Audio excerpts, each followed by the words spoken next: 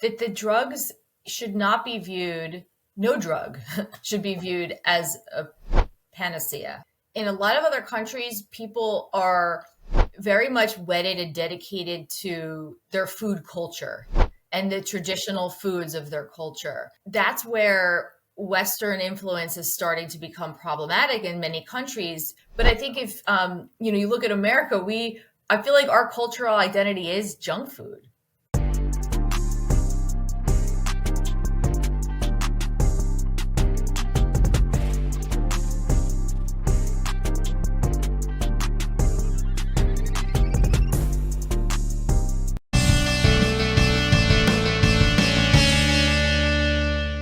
Give our listeners a preview of the study that you're engaged in, and from what I understand, it explores how taste preferences can shape eating behavior. And please correct me if that's not the right understanding on our part. And my question after the overview of the study is, why taste, and how does it impact or influence the long-term behavior, long-term health?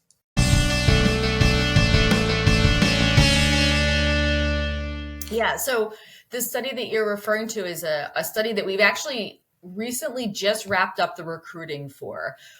This is a international study where I'm partnering with colleagues that are in the European Union, and we are interested in looking at sweet taste preferences across different cultures and regions, and how that can impact whether or not people show addiction to food, and whether or not that can, affect people's relationship with food. And so I think it's really, to me, an interesting and powerful study, because we kind of know what's going on in the United States. There's been lots of studies that have looked at food addiction. We've conducted a lot of those studies, and painted the picture of what's happening here, in the sense that, yes, many people are struggling with food addiction, and that's driving a lot of this compulsive behavior and a lot of the intake of ultra processed food. But in countries where there's, like we've been talking about, less access to those types of foods, or there's less of an emphasis on it, are we able to kind of see that shift happen over time when a lot of these ultra processed foods are starting to be introduced into those countries? And so that's really the crux of the study, where, like I said, we just wrapped up our recruiting. And so we're in the process of analyzing our data, and hopefully we'll be able to present it at a conference in the coming months. But I'm excited. And I think for me, I do believe that we need to start doing more research that's looking at these questions from a global standpoint, because this is not a US problem anymore. Yeah. Right? This is a world problem. And I think that we've, really been amiss, in the sense that a lot of the research has just been focused on individual countries. And I think we need to start doing a lot more international collaboration. So I'm excited about this work, and I hope it leads to more studies along these lines. Yeah. And, so from our perspective, when we were building our platform and our tech as well, the fact that you talked about that this is looking at the world data, right? It's relying on global organizations. One thing that we started considering was, World Health Organization, for example, WHO, they have tried to do as best as they can, getting a lot of the message out, is the ability for us to put that data within our platform and say, for example, if somebody scans a barcode, what does the World Health Organization data say about that specific item, right? And make it easy for people to understand. So going back to the education piece too, right? So red, yellow, green. Hey, if something is 6 out of 10 or 7 out of 10, it's a yellow. 8, 9, it's a green. Below 5, it's a red. And why is it so, right? It's not just, hey, you shouldn't eat this because of it's junk. Well, you shouldn't eat this because its label says, or the World Health Organization data says, it's ultra processed, or the fat content, or the sugar content, right? So to empower people, and looking at the data from a global perspective, and bringing in the data from organizations that have done it really well is important. From your studies perspective, and again, we look forward to seeing the data. Now, you say the recruitment is done and now you're analyzing the data, but from your personal approach, personal perspective, can taste predict or cause, for example, overconsumption?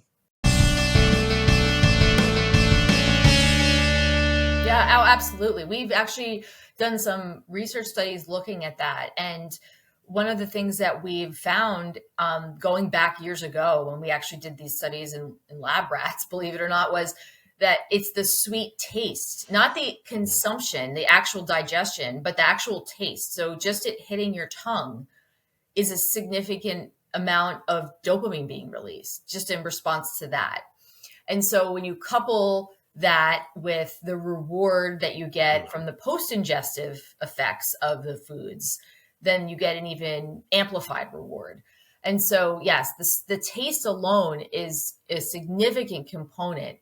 And, that's why I have some concerns with artificial sweeteners and non-caloric sweeteners. People will often ask if I believe those are better than sugar. And the reality is, I don't think they are. I think that they're kind of like the GLP-1 drugs. They're a tool. If you need to use, a low calorie or a 0 calorie sweetener in your coffee to get yourself off of sugar, okay, do it for a little bit, but the goal should really be to reduce your dependence on sweetness. And I think that's the problem that we're seeing, is that when we introduce these alternative sweeteners, they're sold to us as being the cure for our cravings, because you can now Yeah. indulge and not worry about the calories, and it'll, be good for you. But they're not affecting the addiction in the sense that they're curing it. They're actually just perpetuating it. So if people want to kind of break free from that addiction to food, you really do need to reduce your dependence on sweetness. And this again is a bit of an American thing, right? Because, I have so many friends that, come from other countries or move here, and people will, one of the first things they say is, how come everything's so sweet here? Why is your bread sweet? Like, we just have it. So, our palates have been trained up to be wanting things to be really, really, really sweet. And again, I think we need to work on reducing that, because that's one of the issues that's driving us to have these addictions. Our palates have been hijacked. I think They have, yeah, it's pretty much the pretty much. the essence. Yeah, the essence. Um, so your study, how long is the how long is the analysis going to take in your mind? We should be wrapping it up pretty quickly. I think we're in a good spot. I'm hoping within the next couple of weeks we'll have that kind of all sorted out, and then we'll be able, to take a look at what we have. And like I said, the goal is always to try to shop it at a conference, right? You show your data to some colleagues at a conference and get some feedback and see what people think, and then hopefully, if all goes well, we'll be able to write something up to publish it. But I think that, like I said, really, I truly hope that this is the beginning of a longer standing type of research that we do, because I Yeah. do think we need to have, comparisons to other countries, because other countries are doing things differently. Mhm. And we can learn about what's working or not based off of what other countries are doing, and comparing them to what we're doing here, I think can really help us all around. Got it. Got it. Yeah, we look forward to obviously seeing the results, and obviously sharing it with our members and our the listeners and audience as well. All right, let's discuss on a different path now. Mhm. If someone feels trapped in, well, let's talk cravings, right? I mean, sugar cravings. Are they real? Are they more imagined? And if they are real, and somebody does feel trapped in those sugar cravings, what is the first realistic step that they can take? What is the first thing, or first few things that they can do towards breaking from that cycle?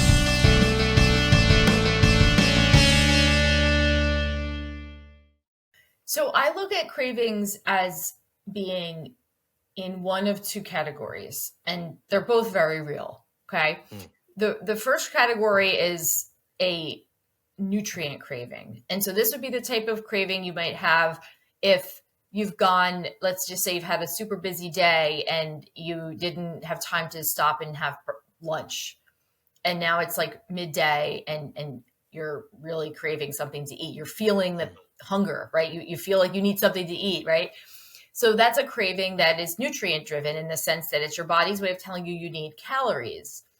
There's also other types of cravings that are nutrient driven. Like, for example, if I don't know, maybe if all of a sudden you're like, I just really want to have hamburgers for dinner tonight or some sort of beef meal for dinner tonight.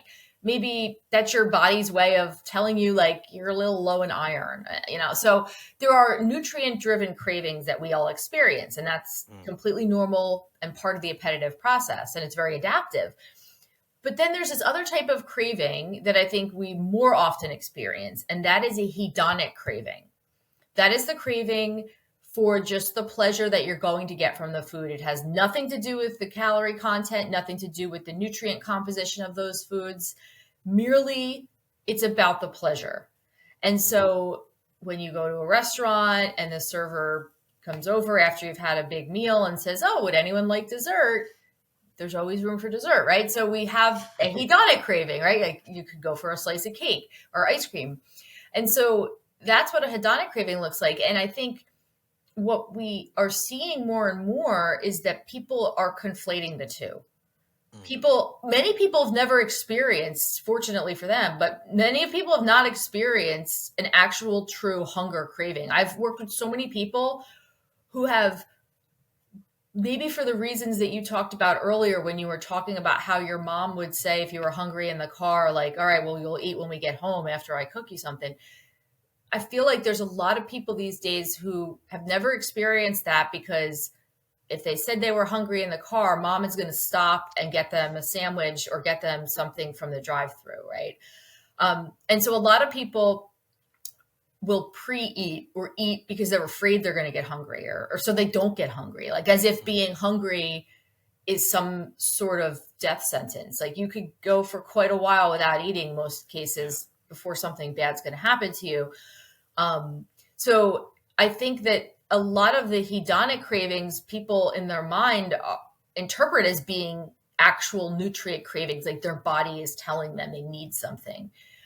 And so that is then, I guess, elevated by the food industry, because then, you know, we have the advertisements, we have the marketing, we have the logos, like all of these things that kind of fuel the cravings, if you will.